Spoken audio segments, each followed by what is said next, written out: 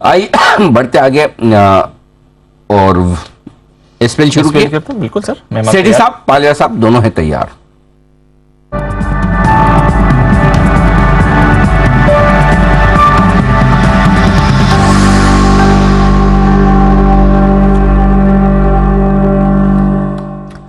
स्वागत है आप दोनों का, सेठी साहब का और पालिया साहब का। और अगर इससे पहले कि हम एसपीएल शुरुआत करें, दीप 18,000 के दर्शन हुए हैं।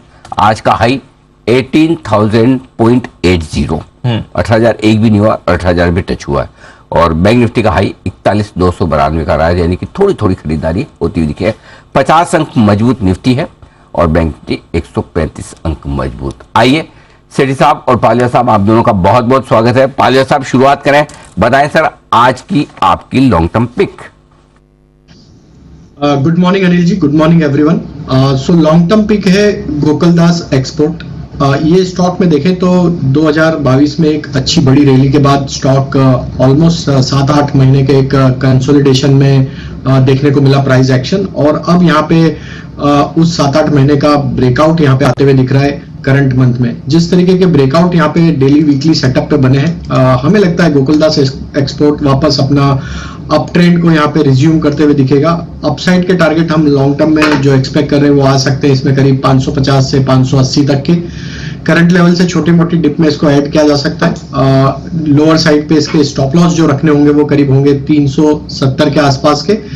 स्टॉक अपने सारे इंपॉर्टेंट मूविंग एवरेजेस के ऊपर ट्रेड करते हुए दिख रहा है, तो हमें लगता है 370 एक स्टॉप लॉस रख के यहाँ पे लॉन्ग टर्म में गोकुलदास एक्सपोर्ट पे बाय किया जा सकता है 550-580 के टारगेट के लिए।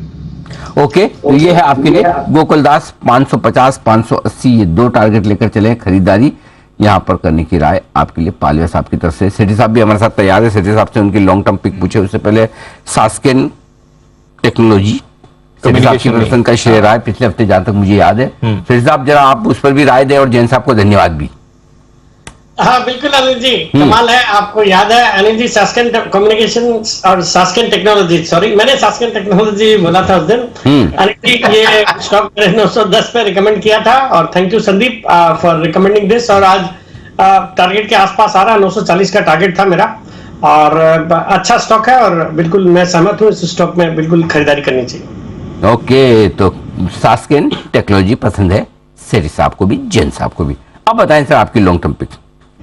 अनिल जी आज की जो मेरी लॉन्ग टर्म पिक है, एक डिफेंस का स्टॉक है। स्टॉक का नाम है भारत डायनेमिक्स, जो अभी 881 के आसपास ट्रेड कर रहा है। एक पीएसयू डिफेंस स्टॉक है जो कि मेनली मिसाइल्स के लिए जानी जाती है। मिसाइल्स बनाती है, गाइडेड मिसाइल्स, फिर और भी कई सारे डिफेंस इक्विपमेंट्स बनाती है, टॉर्पीडोज भी बनाती है।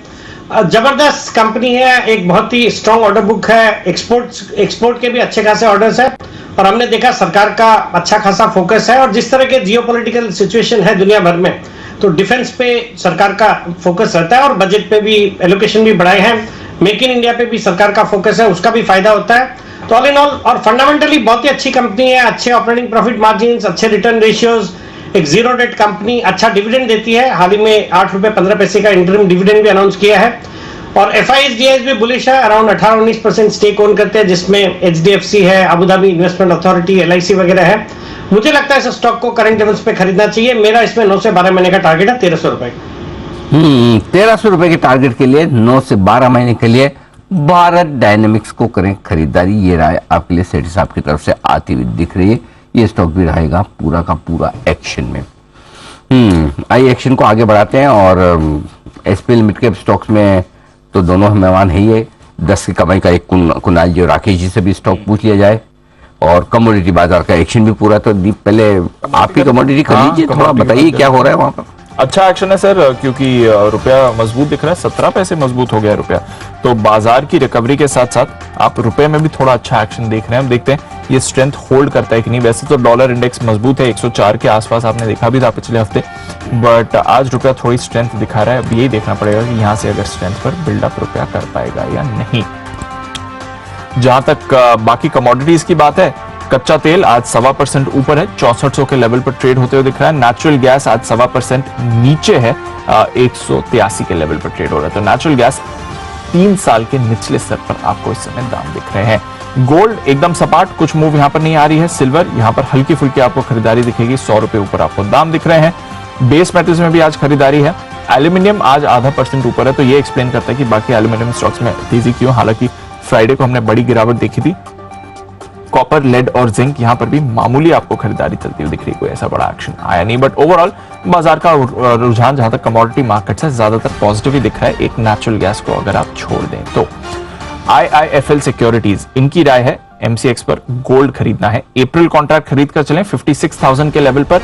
स्टॉप लॉस होगा आपका 55,750 का और टारगेट आपको लगाना है 56,450 का।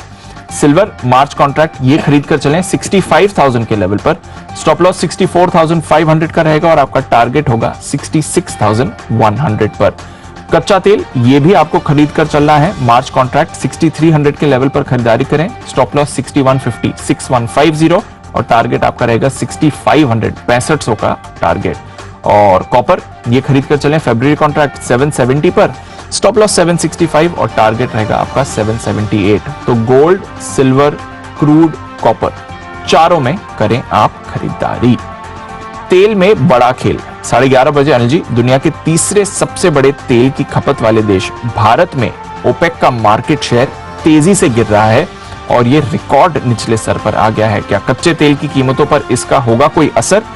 क्या हो रहा है तेल में खेल? दिग्गज मार्केट एक्सपर्ट से करेंगे इस पर बातचीत 11:30 बजे। आज 11:30 बजे सर मैं ही हूं, तो बात करेंगे एक्सपर्ट्स के साथ कच्चे तेल पर कि क्या चल रहा है, क्या नजरिया आपको बनाना है, आगे का क्या आउटलुक है। और भारत में जो हमने देखा है रूस से इंपोर्ट बढ़ गए हैं, ओपेक से इंपोर्ट्स घट गए हैं, इसका तेल पर क्या मायने है, क्योंकि थर्ड लार्जेस्ट बायर तो हम ही हैं। तेल में बड़ा खेल, ये विशेष शो दीप के साथ देखिएगा 11:30 बजे। आज स्पेशल अपीयरेंस में दीप आपको नजर आएंगे, जिसे लोग वो क्या गेस्ट अपीयरेंस कहते हैं। हाँ। आमतौर पर आजकल वो बंसल जी का है, बंसल जी मूवीज बताएंगे में इसको। आता है ना। बंसल जी से क्या कहा जाता है किसी फिल्म में कोई स्पेशल अपीयरेंस होती है उसको? एक बहुत ही बढ़िया शब्द है जो मुझे पता है, अंग्रेजी का है, इसलिए मैं अनिल जी स्पेशल एक में अंग्रेजी का है, पहले बोलो सवाल, आप बोलो तो पूछूं नहीं तो डक कर दो। और गेस्ट अपीयरेंस में अनिल जी फर्क होता है। हाँ अच्छा बताओ। अनिल जी फर्क होता है, जैसे नसीब में आप देखेंगे ना पुरानी पिक्चर अमिताभ बच्चन वाली, हाँ, जिसमें ऋषि कपूर और शत्रुघ्न सिन्हा भी थे। गेस्ट अपीयरेंस थी किसकी? अनिल जी वहां पर गेस्ट अपीयरेंस की फीस नहीं मिलती अनिल जी, मतलब कि ऐसा गेस्ट ही आते हैं गेस्ट ही चले जाते हैं। स्पेशल अपीयरेंस होता है अनिल जी, स्पेशल रोल, तो वहां पर तो अनिल जी अलग चीज हो जाती है। गेस्ट अपीयरेंस मतलब कि बिना पैसों के आना जाना अनिल जी, दोस्ती यारी में आए गए। अच्छा, उसमें कौन था गेस्ट अपीयरेंस में? किसमें? नसीब में कौन था? Anil ji number of Anil ji superstar थे। अगर कुणाल जी की एज ठीक से बताएं तो उनकी एज के अनिल जी सारे सुपरस्टार थे अनिल जी। क्या बंसल जी आप भी कमाल कर, सब सारी मुश्किल चीजें कुणाल जी पे डाल रहे। हाँ। जॉन जॉनी जनार्दन जो सॉन्ग था उसमें बहुत सारे स्टार थे। अच्छा। हाँ, अब उसका उसी का कुछ एक इंटरेस्टिंग नाम है, वो जो बंसल जी को बताना है, जो वो अंग्रेजी वाला बता नहीं पा रहे। कुणाल जी बताइए, जय बताना चाहते, जय ट्राई करना चाहते हैं। पहले रुको कुणाल जी, पहले जय को, दूसरों को भी मौका दो। जी जय बताइए। अनिल जी कैमियो अपीयरेंसेस कहते हैं इसे। सही जवाब है कैमियो। वाह, एकदम परफेक्ट, कैमियो। बंसल जी के ज्ञान वृद्धि करने के लिए जय आपका बहुत बहुत धन्यवाद। कुणाल जी कोई विशेष टिप्पणी बंसल जी पर? अनिल जी मैं बिल्कुल अनिल जी यही कहने वाला था। और अनिल जी ये जो कह रहे हैं ना कि मेरी जमाने की वो फिल्म है अनिल जी, मैं तो उस समय अनिल जी बहुत, मेरा तो बचपन शैशव काल चल रहा था अनिल जी, मुझे तो धुंधली यादें हैं उस फिल्म की। चलिए बंसल जी आप सीनियर हो गए हैं आज से चार्ट कॉर्नर में। कुणाल जी राकेश जी, इसलिए बंसल जी का नाम आगे, राकेश कुणाल चार्ट कॉर्नर।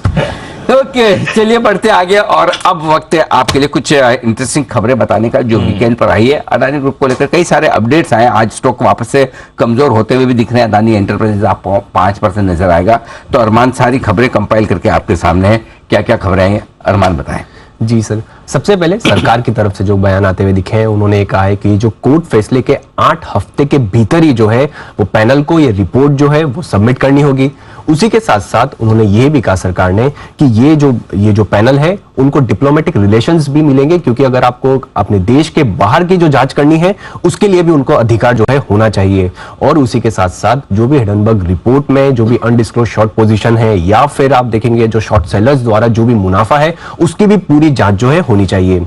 उसी के साथ अपडेट ये भी आता हुआ दिखा कि सुप्रीम कोर्ट ने सेबी द्वारा जो कमेटी के लिए जो सीलबंद रिपोर्ट के सुझाव के लिए उन्होंने ठुकरा दिया है। अब यह होने वाला है कि कोर्ट ने यह कहा है कि वो निष्पक्षता और पारदर्शिता के लिए जो है अब ये कमेटी जो है वो जांच कमेटी जो है वो खुद बनाने वाले हैं। फिर आपने ये भी देखा कि हिडनबर्ग ने ट्विटर में सोर्सेस को कोट करते हुए ये कहा कि अगर आप देखेंगे विनोद अदानी साहब ने एक सिंगापुर एंटिटी जो उनकी ओन कंट्रोल्ड है, उन्होंने वहां से लगभग जो उनकी पूरी अगर प्रमोटर हिस्सेदारी है जो है प्रमोटर हिस्सेदारी गिरवी रखी है, क्योंकि लगभग $24 करोड़ का जो देखेंगे उन्होंने रशियन जो लोन लिया है उसके अगेंस्ट जो है उन्होंने ये हिस्सेदारी गिरवी रखी है और इसका कोई भी डिस्क्लोजर जो है वो उन्होंने नहीं दिया है, ये आपको ट्विटर पे उन्होंने कहा है। और उसी के साथ साथ अपडेट ये भी आता हुआ दिखा, अंबुजा सीमेंट और एसईसी को देख लीजिए, क्योंकि जो एशिया इंडेक्स प्राइवेट लिमिटेड की कमेटी ने अंबुजा सीमेंट और एसईसी को S&P BSE 100 ESG इंडेक्स से बाहर कर दिया है और ये जो है ये बाहर होने लागू होने वाला है, ये 22 फरवरी से ओपनिंग से लागू हो जाएगा। तो ढेर सारी खबरें आती दिखे और उसमें सबसे बड़ी खबर है कि सुप्रीम कोर्ट ने एक अपनी तरफ से कमेटी बनाई है जो इस पूरे मामले की जांच करेगी। और जो केंद्र सरकार का कहना था कि हम बंद लिफाफे में कमेटी के मेंबर्स के नाम देंगे और वो कमेटी होगी, तो उनका सुप्रीम कोर्ट का ये कहना था कि नहीं, ट्रांसपेरेंसी होगी और कमेटी के सदस्य खुद सुप्रीम कोर्ट डिसाइड करेगा। ये सबसे बड़ा अपडेट इसमें आता हुआ दिख रहा है। साथ ही ESG इंडेक्स से 22 फरवरी को अंबुजा एसईसी दोनों होंगे बाहर। आइए बढ़ते आगे, पोजिशनल पिक्स का वक्त है। पालिया साहब बताएंगे हमें गोकुल दास एक्सपोर्ट जो उन्होंने लॉन्ग टर्म के तौर पर चुना है, अब पोजिशनल पिक के तौर पर उन्हें क्या है पसंद, बताएं सर। तो पोजिशनल पिक रहेगी GNA एक्सेल। ये स्टॉक में देखें तो across all time frame stock एक बुलिश टेरिटरी में ही ट्रेड करते हुए दिख रहा है। डेली सेटअप पे देखें तो स्टॉक में जिस तरीके से यहाँ पे प्राइस एक्शन बना है, हमें लगता है ये स्टॉक में जिस तरीके के चार्ट स्ट्रक्चर बनते हुए दिख रहे हैं, ये स्टॉक अपने प्रीवियस स्विंग हाई की तरफ बढ़ते हुए दिखेगा और हमें लगता है कि इसके बड़े टारगेट तो 1150 तक भी आते हुए दिख सकते हैं। लेकिन अगर पोजिशनल बेसिस पे अगर हम बात करें तो हमें लगता है कि यहाँ पे 1050 से 1080 तक की अपसाइड के टारगेट के लिए इसको बाय किया जा सकता है और छोटी मोटी डिप में ऐड करें। स्टॉक में अगर हम देखें प्राइस एक्शन में तो सारे ही लॉन्ग टर्म मूविंग एवरेजेस के ऊपर स्टॉक सस्टेन कर रहा है। तो यहाँ पे स्टॉप लॉस जो हम सजेस्ट करेंगे वो होगा करीब 860 के आसपास, अपसाइड के टारगेट 1050 1080 तक के। और हमें लगता है ये स्टॉक काफी स्ट्रांग है across all time frame. Stock में काफी बड़े टारगेट भी आगे आने वाले महीनों में देखने को मिल सकते हैं, तो इसे पोजिशनल बेसिस पे as well as long term के हिसाब से भी होल्ड किया जा सकता है। अभी टारगेट हम सजेस्ट करें 1050 से 1080 तक के। 1050 1080 GNA एक्सेल्स ऑटो एंसिलरीज वैसे भी आज रेडार पर भी हैं, फोकस में भी हैं और ये एक मिड कैप काउंटर जो पालविया साहब को पसंद है। आई सीटी साहब की पोजीशन पिक लें, उससे पहले एक चार्ट कॉर्नर का बिगुल राकेश जी कुणाल जी के लिए।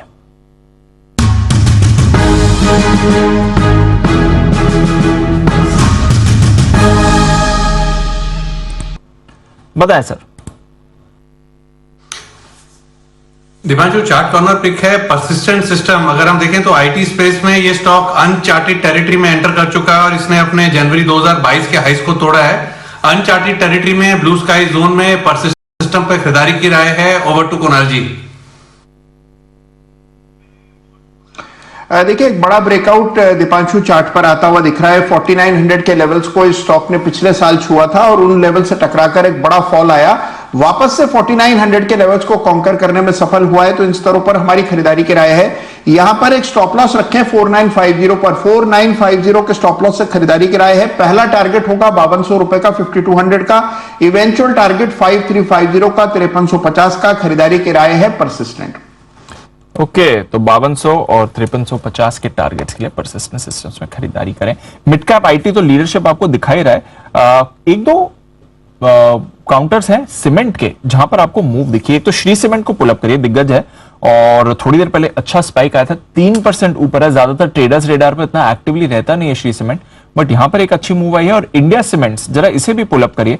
आई थिंक अभी थोड़ा ऊपर से कूल ऑफ हुआ है, बट कुछ देर पहले यहां पर भी एक अच्छा स्पाइक आपको दिखा था। इनफैक्ट ये भी डेज हाई के आसपास ही मूव करते हुए दिख रहा है। तो सीमेंट स्टॉक्स पर कुछ एक्शन आपको चल रहा है। ऑफकोर्स फ्राइडे को हम बात भी कर रहे थे सीमेंट प्राइस हाइक को लेकर, वहां पर आपने मूव आती हुई देखी थी।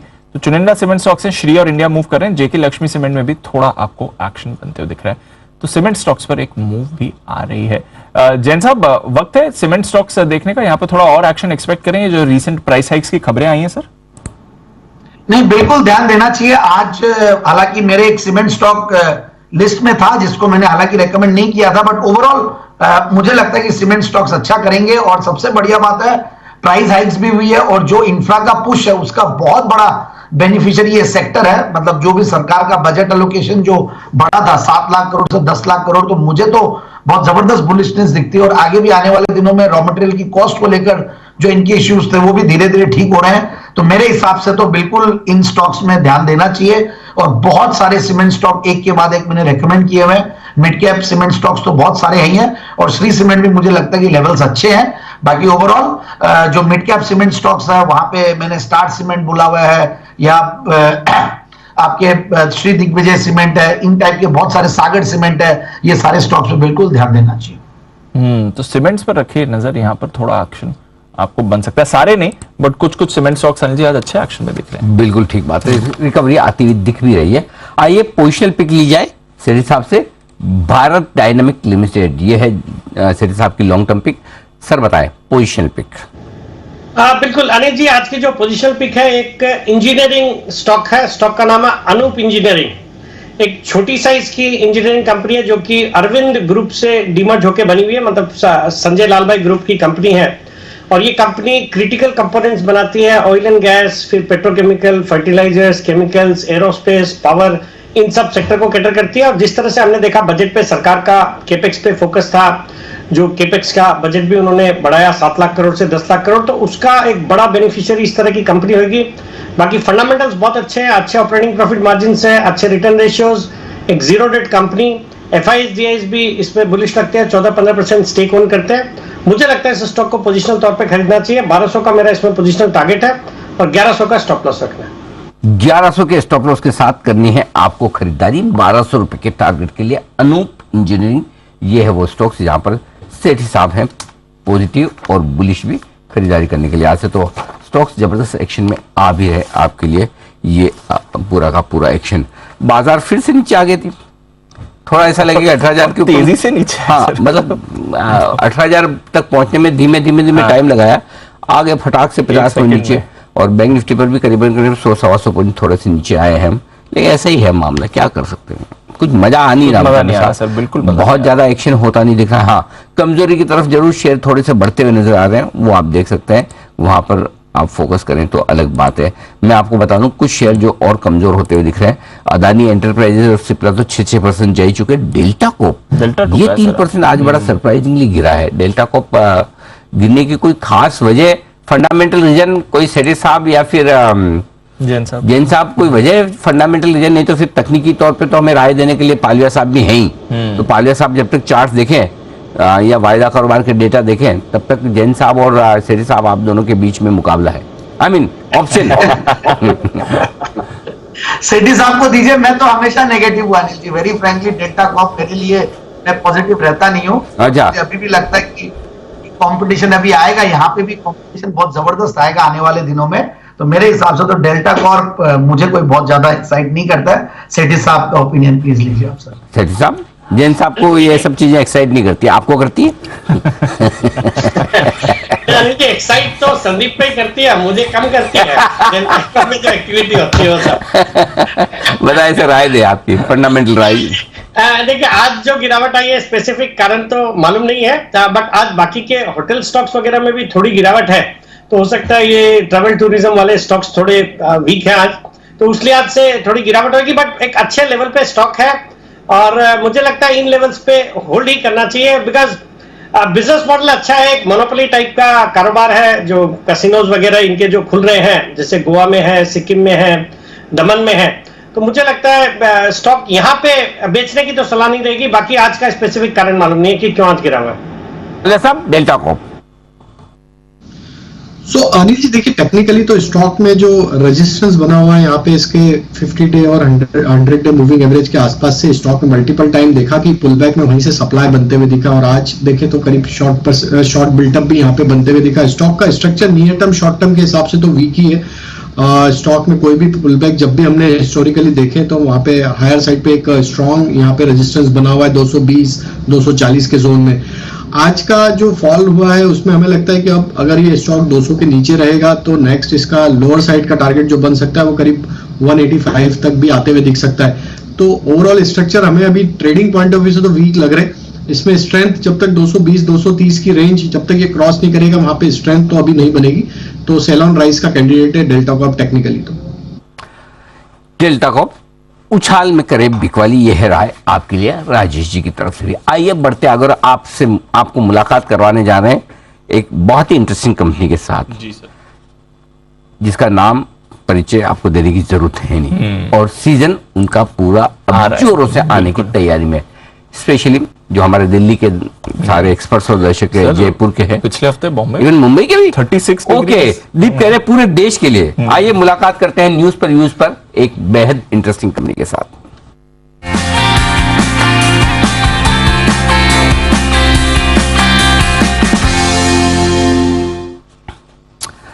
हम मुलाकात करने जा रहे हैं देश की दिग्गज एयर कंडीशनर बनाने वाली कंपनी ब्लू स्टार लिमिटेड से, जिसका नाम जाना पहचाना है। 1943 में इस कंपनी की हुई थी शुरुआत।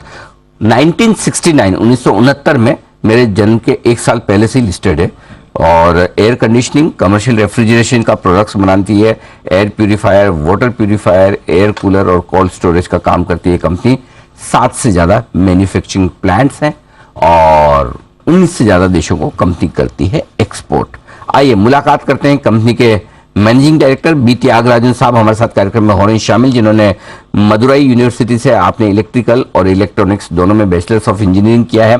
लंदन बिजनेस स्कूल से आपने सीनियर एग्जीक्यूटिव प्रोग्राम किया है। 2016 में आप कंपनी के बने ज्वाइंट एमडी और 2019 से कंपनी की कमान आपके पास है एमडी के तौर पर। 40 साल से ज्यादा लंबा गहरा अनुभव है त्यागराजन साहब का। सर बहुत बहुत स्वागत है आपका, धन्यवाद हमें समय देने के लिए। आजकल सर ये सारे जितने भी मौसम है बड़े एक्सट्रीम होने लगे हैं। बारिश होती तो भी बहुत ज्यादा, सर्दी होती तो भी मतलब इतनी जबरदस्त, और गर्मी पूछिए मत। 15 दिन पहले तो बर्फ गिरने की खबरें आ रही थी और अब ऐसा लग रहा है कि मतलब इतनी गर्मी। तो ये बताइए सर सीजन कैसा दिख रहा है अब जो गर्मी का सीजन शुरू हो रहा है, जो आपकी कंपनी के लिए सबसे इंपॉर्टेंट होता है, इस पूरे सीजन में डिमांड को लेकर किस तरह का आउटलुक है आपका? Good morning. Thank you for inviting me for this conversation. It's always a pleasure talking to you. Your complaint is going to continue as always. I'm not fluent in Hindi. You have to forgive me. No worries, sir. I can speak only in English in a show like this. Sure, sir. My Hindi is not fluent. No. Now, the season is looking extremely good. If you look at it, even during the off season, we did extremely well. And I think we will end up growing by around 50% this year compared with the previous year as far as the room air conditioners are concerned. And I think the season is going to be robust. Not to say that there will be some drama going on, somewhere it rained, somewhere there was a drizzle, so on and so forth. But I am confident that the summer season growth should be in excess of 25%. Wonderful, 25% से ज्यादा की growth. अच्छा sir ये growth जो है कहाँ ज्यादा देख रहे हैं आप, रिटेल कंज्यूमर्स में या इंडस्ट्रियल ग्रोथ, दोनों में जरा सा डिफरेंस बताएं sir. So if you are taking our B2B products, Yes, sir. in the institutional, it is doing extremely well. Our order book is close to around 5,000 crores now, driven by manufacturing, driven by data centers, driven by metro railway, airports, so on and so forth. Even shop, showroom, boutiques, these are doing extremely well. Commercial refrigeration is doing extremely well, driven by ice cream and processed food. If you take B2C, I think the growth is coming from first-time buyers, aspirational middle class, tier 3, 4, 5. There, the penetration had been low. We are at a stage where this room air conditioner market should be growing significantly over the next 3 to 4 years time.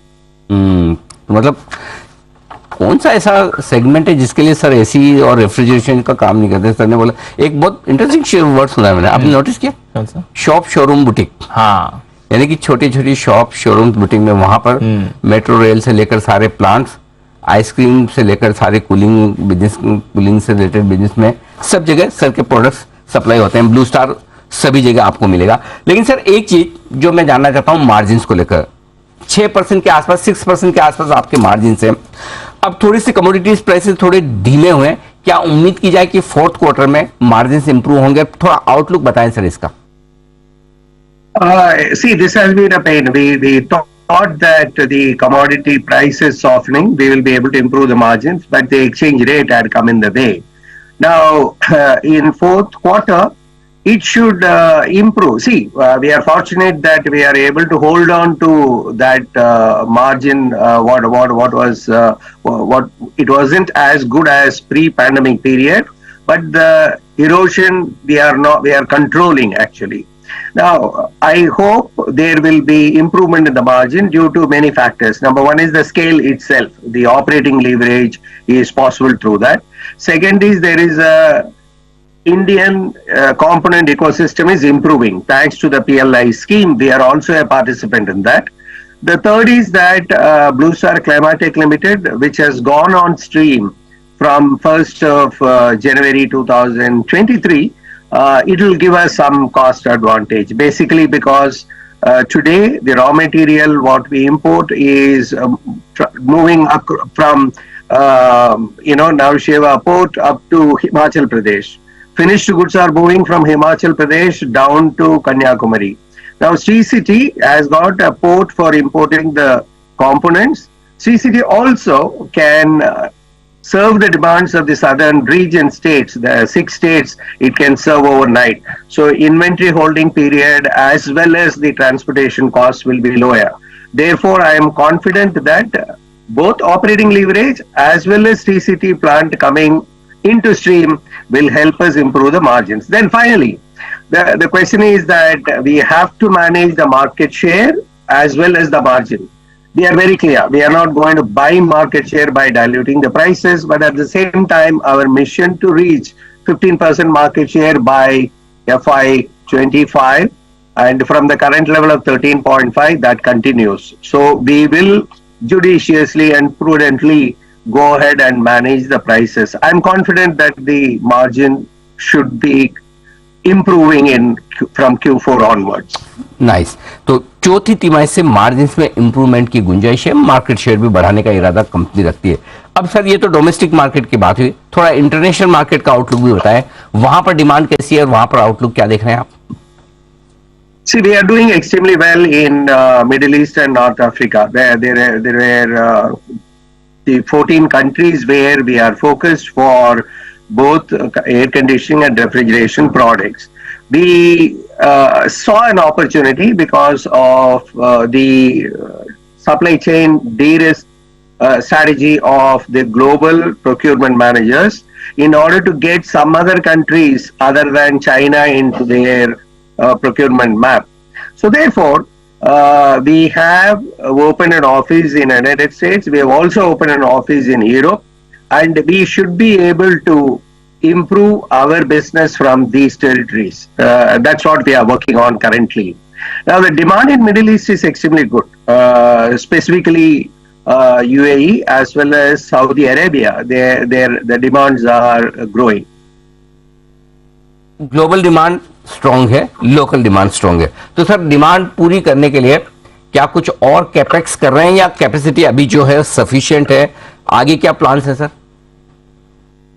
We are continuing to invest both in manufacturing as well as research and development. You are aware we commissioned the deep freezer plant which has a 2.5 lakh number capacity in Wada the last summer. Now we have commissioned Sri City's first phase which is at an investment of around 350 crores. The second phase and third phase will cost around 200 crores. Second phase work we are commencing. You might have read the news about we have procured additional land of around 40 acres for commercial air conditioning projects in Sri City. And that will be a second unit coming up there. Now, in the PLI scheme, we have applied for is around 156 crores, and we will be able to get around 73 crores out of the PLI as a PLI benefit. The manufacturing capacity investments were not taking place in 2020-21. Therefore, we are accelerating that investment. Wonderful. So आपके already नई capacity आ चुकी है, उस पर काम भी चल रहा है। सर आपको मैं विदा लूं उससे पहले एक पर्सनल सवाल पूछना है सर आपसे, if you allow. Yes, sir. Okay, because sir के साथ मैंने ना डेयर टू ड्रीम अवार्ड्स थे हमारे, जो कोविड के पहले हम कर रहे थे, तो सर हमारे जूरी पैनल पे भी थे, थोड़ा इंटरेक्शन का मौका भी मिला। सर आप तो एमडी है कंपनी के, एमडी का मतलब सारा काम देखना है, राइट? हर एक डिपार्टमेंट, हर एक सेगमेंट पे आपको फोकस करना। मुझे बताइए सर, आपका सबसे फेवरेट क्या है? मतलब सेल्स, मार्केटिंग, प्रोडक्शन, नए आपके 7-8 से ज्यादा प्लांट हैं, या फिर account, finance, MIS? What is the job which you enjoy the most? Yeah, first of all, actually, I have Veer Advani also as my colleague, Right, sir. and we work together. He has also interacted with you. So, if you ask me, I hate to come to office only. That I would like to be with the customers, dealers. I think that is where I get my insights and inspiration.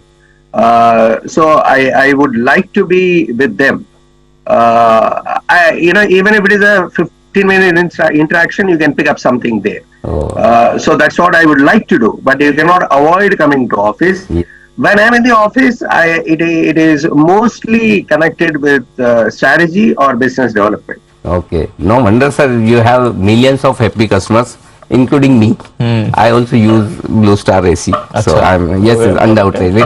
So this is what thank you so much sir, बहुत बहुत धन्यवाद आपका हमें समय देने के लिए और कंपनी की योजनाओं पर और साथ ही आगे के प्लान पर विस्तार से बातचीत करने के लिए। Thank you so much, thank you. B Thyagarajan साहब, MD ब्लू स्टार के, बताते हुए कंपनी के आगे के प्लान्स के बारे में। छोटे से ब्रेक का वक्त है, ब्रेक के उस पार हम लेंगे शॉर्ट टर्म पिक्स सेठी साहब से, पालिया साहब से, और आईकैन इन्वेस्टमेंट के अनिल सिंघवी साहब भी हमारे साथ कार्यक्रम में होंगे शामिल, उनसे करेंगे विशेष चर्चा। छोटा सा ब्रेक।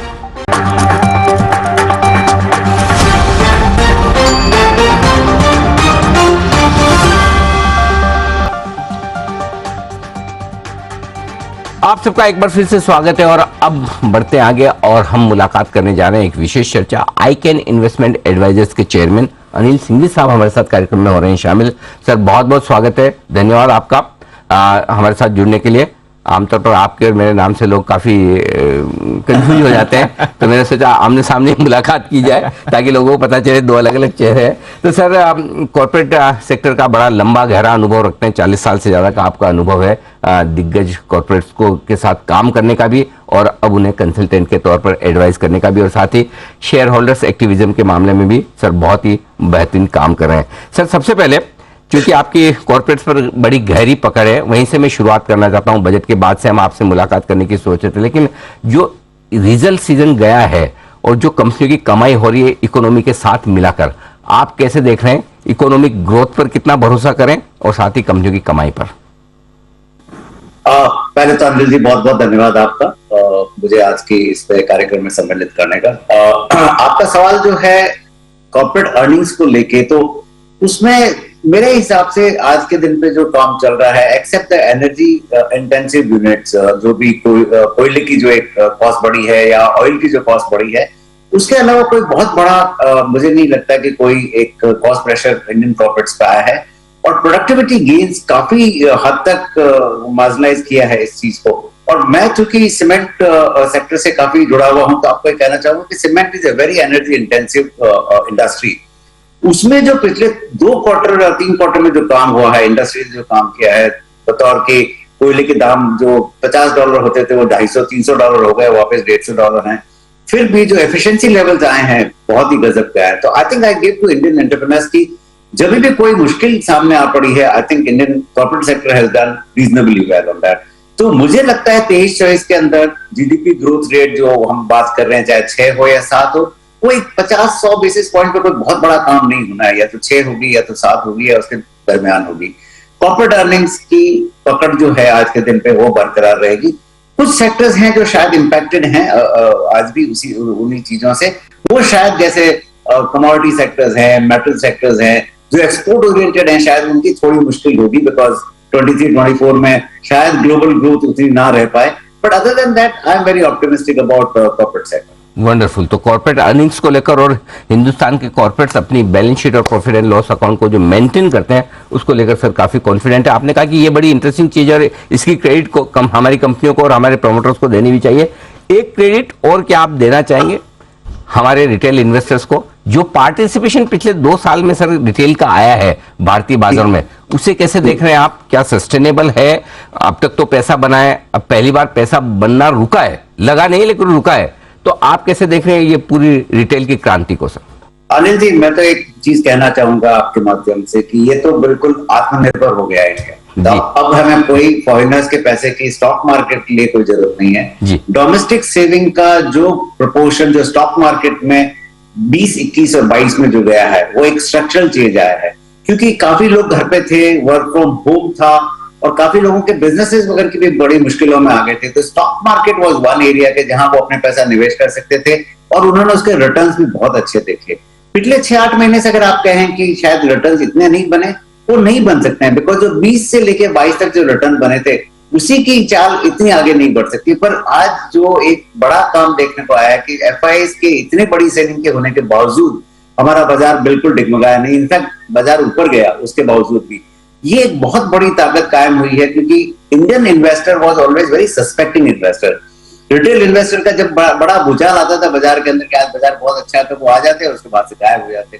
पर पिछले 3 सालों में कैलेंडर 20, 21 और 22 में जो एक बड़ी ताकत जो दिखाई है इंडियन रिटेल इन्वेस्टर ने, इट्स अनपैरेलल्ड, कंप्लीटली अनपैरेलल्ड है वो, और वो चलते ही आगे। वो स्ट्रक्चरल चेंज आ गया है। आज हर आदमी को पता है स्टॉक मार्केट में कैसे निवेश करना।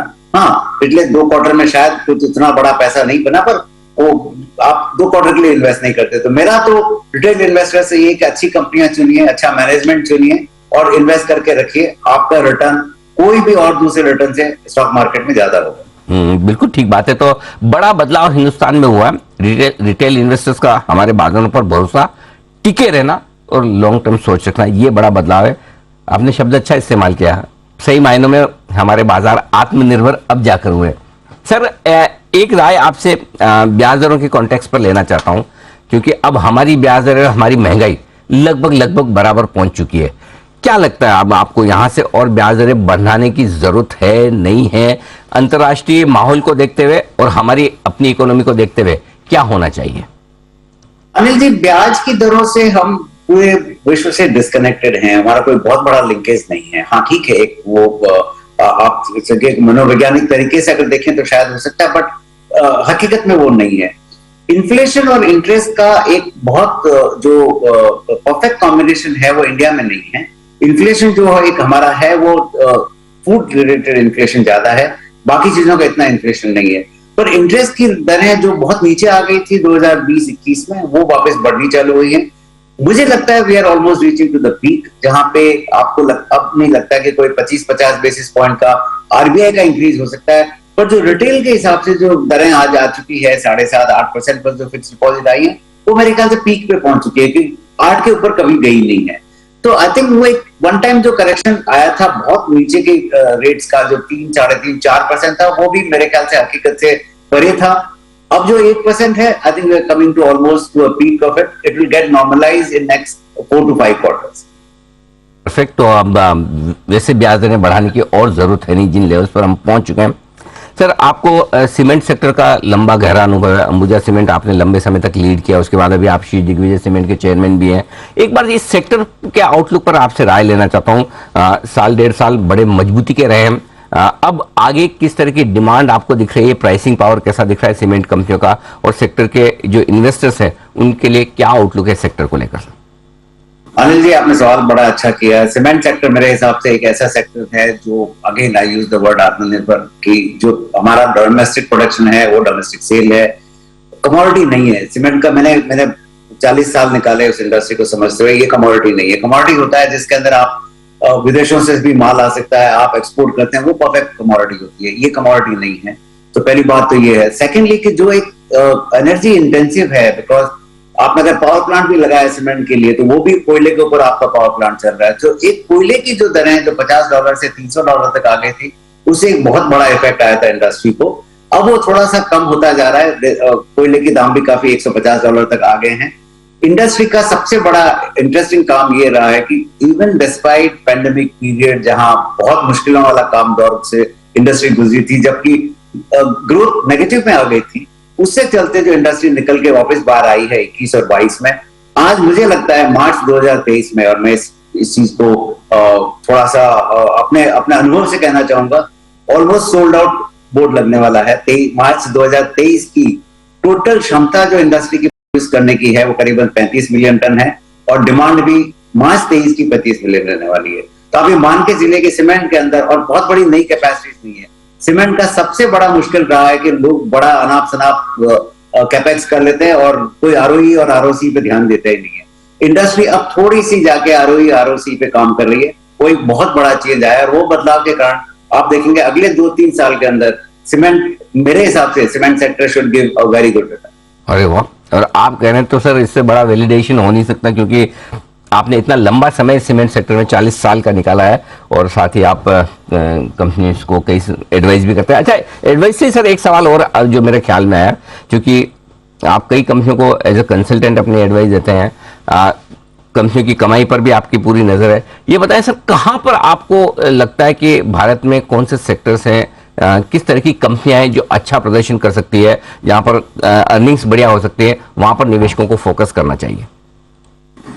देखिए अनिल जी, बड़ा इंडिया का एक तो सबसे बड़ा एडवांटेज ये है कि आपके पास में बहुत चुनाव करने के लिए कंपनियां हैं। I don't think there is any other economy जहां पे आपको इतना चुनाव करने का। तो सबसे बड़ा मुद्दा होना चाहिए कॉर्पोरेट गवर्नेंस, कि जहां पे आपको प्रोमोटर्स पे पूरा विश्वास हो, उनकी क्षमता पे विश्वास हो, और उनकी इंटीग्रिटी पे पूरा विश्वास हो। सबसे बड़ा निवेशकों के लिए होना चाहिए कि corporate governance is the key. Secondly, sector के हिसाब से मुझे लगता है कि बारिंग जिनका बहुत एक्सपोर्ट का काम चल रहा हो, बहुत एक्सपोर्ट पे डिपेंडेंट हो, शायद वो इंडस्ट्री जो पहले चली थी जैसे टेक्सटाइल है, केमिकल्स हैं, वो काफी एक्सपोर्ट के ओरिएंटेड के हिसाब से चले थे, वो शायद थोड़े से मुश्किल में आएंगे।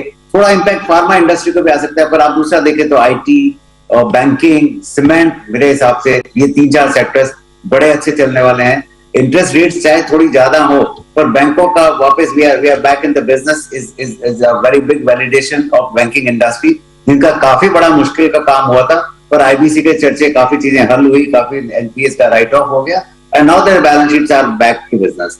तो वो बहुत बड़ा एक है। प्राइवेट सेक्टर बैंक्स बहुत अच्छे कर रहे हैं, और सीमेंट मैंने जैसे आपको बताया काफी अच्छा काम कर रहा है। स्टील में शायद जो एक बहुत सुपर साइकिल आया था, वो उसका डाउन टर्न आके वापस cement steel is getting back to the business. और जो कंस्ट्रक्शन ईपीसी कंपनीज हैं, चूंकि कैपेक्स के ऊपर इतना बजट का काम रहा है, और मेरे ख्याल से स्टेट गवर्नमेंट और लोकल गवर्नमेंट्स का भी कैपेक्स पे काफी काम रहेगा, उनके चलते मुझे लगता है ईपीसी कंपनी जो अच्छी है, ईपीसी कंपनीज के अंदर आगे चलिए कि corporate governance is the key, because आप सभी को पता है क्या चीजें उसमें पॉसिबल और क्या हो सकता है।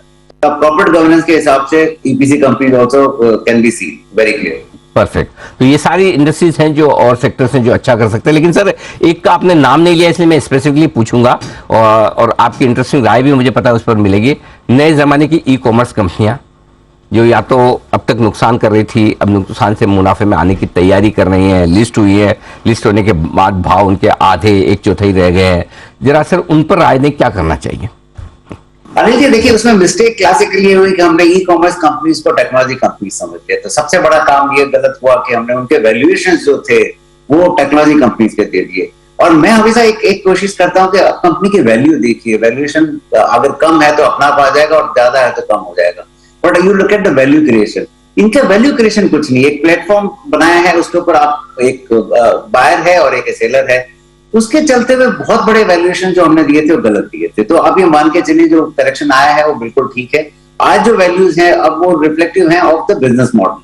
अब उसके अंदर एंट्री बैरियर का यही एक काम हो सकता है कि आप इतने बड़े हो गए कि दूसरा आदमी को वक्त लगेगा, पर आपके पास कोई बहुत बड़ी टेक्नोलॉजी है, मैं नहीं मानता हूँ। ये डिलीवरी सिस्टम है आपका, चाहे वो डोमिनोज का डिलीवरी सिस्टम ले लो या और कोई ई कॉमर्स के प्लेटफॉर्म को ले लो, उससे फर्क क्या है? कुछ फर्क नहीं। तो टेक्नोलॉजी का कोई बहुत बड़ा इसमें आप ये कहते हैं कि ब्रेक थ्रू है, वो नहीं है। It's a seamless delivery system, पर उसके जो वैल्यूएशंस जो अब जो हैं वो वैल्यूएशंस मेरे हिसाब से काफी हद तक करेक्ट हो चुके हैं। बट अगेन कॉर्पोरेट गवर्नेंस, उनके अकाउंटिंग पॉलिसीज क्या है, बैलेंस शीट प्रेजेंटेशन क्या है, और कैश बर्न क्या है, और कैश है बैलेंस शीट में तो कैसे उसको उपयोग में ले रहे हैं, ये बहुत इंपॉर्टेंट फैक्टर है। और पर्टिकुलरली रिटेल निवेशकों के लिए कि आप कैश फ्लो पे दिमाग लगाइए। Profit and loss account as a chartered accountant I should be saying this, but I say this is an opinion. So don't go by the opinion, go for cash is king। आप cash के ऊपर दिमाग लगाइए इस company का free cash flow क्या है, चाहे वो ओपेक्स हो या कैपेक्स हो। Cash has to be preserved and cash has to be utilised, बस कभी आप गलत नहीं हो सकते। बहुत ही अच्छा मंत्र आपने दिया है कि बाकी तो वैसे बैलेंस शीट और प्रॉफिट एंड लॉस अकाउंट देखना ही होता है हर एक कंपनी में, लेकिन नए जमाने की ई कॉमर्स कंपनी में कैश फ्लो देखिए, कितना कैश जनरेट कर रहे हैं और कितना बचा पा रहे हैं, ये सबसे इंपॉर्टेंट है। मुनाफा तो अगर आगे पीछे आएगा अगर वो कैश मैनेजमेंट, कैश फ्लो बराबर कर ले अपने मैनेज। तो सिंघवी साहब बहुत बहुत धन्यवाद सर हमें समय देने के लिए, और कॉर्पोरेट सेक्टर से जुड़े सभी मुद्दों पर आपने बहुत विस्तार से बेबाकी से अपनी राय रखी। Thank you so much sir. Thank you धन्यवाद। आइए बढ़ते आगे। एसपीएल मिड कैप स्टॉक्स के हमारे दो खास मेहमान हमारे साथ तैयार है, सेठी साहब और पालिया साहब। पालिया साहब से समझे उनकी शॉर्ट टर्म पिक बताएं सर। शॉर्ट टर्म पिक रहेगी अनिल जी जेबीएम ऑटो। ये स्टॉक में देखें तो हमने पिछले वीक में देखा एक अच्छा ब्रेकआउट यहाँ पे डेली सेटअप पे होते हुए दिखा है। ऑलमोस्ट 7 से 8 वीक का एक कंसोलिडेशन रेंज का ब्रेकआउट यहाँ पे वीकली चार्ट पे बनते हुए दिखा है। अब जिस तरीके के फॉर्मेशन बन रहे हैं हमें लगता है जेबीएम ऑटो यहाँ से एक राउंडिंग बॉटम फॉर्मेशन कंप्लीट करते हुए दिखेगा, और इसके जो नेक्स्ट टारगेट बन सकते हैं वो करीब 660 से लेके 680 तक के अपसाइड के टारगेट इसमें आते हुए दिख सकते हैं। तो जेबीएम ऑटो पे बाय करने की सलाह है। करंट लेवल से स्टॉप लॉस होगा करीब 540 के आसपास। उसके साथ जेबीएम ऑटो में करें खरीदारी। थोड़ी देर में सेठी साहब भी देंगे आपको अपनी शॉर्ट टर्म पिक। उससे पहले कुणाल जी, राकेश जी की 10 की कमाई का शेयर भी बाकी है, रह गया। हाँ तो पहले उनसे भी मांग लिया जाए। बताएं सर।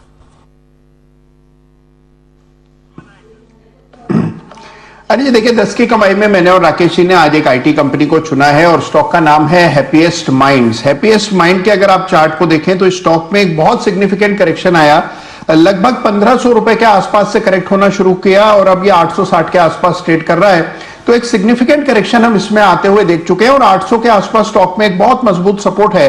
तो हमारी राय यह है कि स्टॉक में अब ये एक बेस बिल्डिंग के संकेत आ रहे हैं और इन स्तरों पर ये स्टॉक कुछ समय लगाकर एक बेस तैयार करेगा और फिर वापस से अपने लाइफ टाइम हाई लेवल्स को रिक्लेम करने की इसमें ताकत है। तो गिरावट में और इन स्तरों पर धीरे धीरे करके इसको एक्यूमुलेट करें, पेशेंटली होल्ड करें तो इसमें और बड़ा अपसाइड देखने को मिल सकता है। Over to Rakesh. अनिल जी बेहतरीन टेक्निकल स्ट्रक्चर है। कुछ दिनों पहले मैंने टेक महिंद्रा रिकमेंड किया था और बोला था कि इसको फोमो हो रहा है, फोमो को फोमा बोला था। तो सिमिलर फोमो हैप्पीएस्ट माइंड को भी हो रहा है। सारे आईटी में रैली बन चुकी है, इसमें बेस बना है। तो यहाँ पर शॉर्ट टर्म में 1065 के टारगेट्स देखने को मिलेंगे। तो 1065 के लक्ष्य के लिए इसको खरीदें, इसमें निवेश करें और एक बार 1065 के लेवल्स आएंगे तब इसको रिव्यू करेंगे। तो 10 की कमाई का स्टॉक पिक है हैप्पीएस्ट माइंड। मुझे भी एक फोमो हो रहा है हैप्पीएस्ट माइंड पे। कुछ एक मुझे सवाल पूछना है, पोल करवाना है सारे एक्सपर्ट्स के बीच में, लेकिन समय की कमी है और मुझे हमारे स्टूडियो डायरेक्टर ने बोल दिया कि अब बिल्कुल भी अतिरिक्त समय है नहीं। तो या तो दोपहर वाली शो में या कल सुबह एक इस पर याद मुझे दिला दीजिएगा बंसल जी के हैप्पीएस्ट माइंड पे आपको एक पोल करवाना है। हाँ। वो मैं बाद में करवा दूंगा तो जल्दी से। तब तक सेठी साहब की एक बार शॉर्ट टर्म पिक जान ली जाए एसपीएल में। बताएं सेठी साहब। बिल्कुल अनिल जी जल्दी से दूंगा। कल्याण ज्वेलर्स है मेरा आज का शॉर्ट टर्म से दो। सॉरी हाँ आप आराम से दो। अनिल जी कल्याण ज्वेलर्स है मेरा आज का शॉर्ट टर्म पिक। भारत की one of the largest jewellery retailer है जिसका ऑर्गेनाइज्ड ज्वेलरी मार्केट का 6% का मार्केट शेयर है। एक पॉपुलर ब्रांड है, साउथ में तो बहुत ही पॉपुलर है और अब कंपनी का पूरा फोकस नॉर्थ इंडिया में नए शोरूम्स, नए स्टोर्स करने का है और बाकी मिडिल ईस्ट में भी 5 देशों में प्रेजेंट है विद 30 शोरूम्स। और हम देख रहे हैं इस बार वेडिंग का सीजन बहुत अच्छा, बहुत स्ट्रांग है। मैंने भी पिछले वीक 2 वेडिंग्स अटेंड करी है, तो उसका एक सीधा फायदा इन ज्वेलरी रिटेलर्स को होता है। और बाकी फंडामेंटल्स अच्छे हैं, वैल्यूएशन के लिहाज से कॉम्पिटिटर्स से काफी सस्ता है और अच्छे ब्रांड एम्बेसडर्स हैं। और कंपनी ने फ्रेंचाइजी मॉडल अब अपनाया है जिसके अंतर्गत इनके जो केपेक्स की रिक्वायरमेंट कम होगी, यानी कि डेट कम होगा। मुझे लगता है इस स्टॉक को करंट लेवल्स पे खरीदना चाहिए। 125 के शॉर्ट टर्म टारगेट है, 110 का स्टॉप लॉस। ओके, तो ये है आपके लिए कल्याण ज्वेलर्स। और पिछले हफ्ते 2 वेडिंग अटेंड करके आए, या तो इसका मतलब सीधी सी बात है तो सेठी साहब ने कल्याण ज्वेलर्स से खरीदी होगी ज्वेलरी वेडिंग अटेंड करने के लिए, या जिन शादियों में गए उनके दूल्हा दुल्हन ने खरीदी होगी, तभी ये स्टॉक चैनल चेक के बाद रडार पे आया है।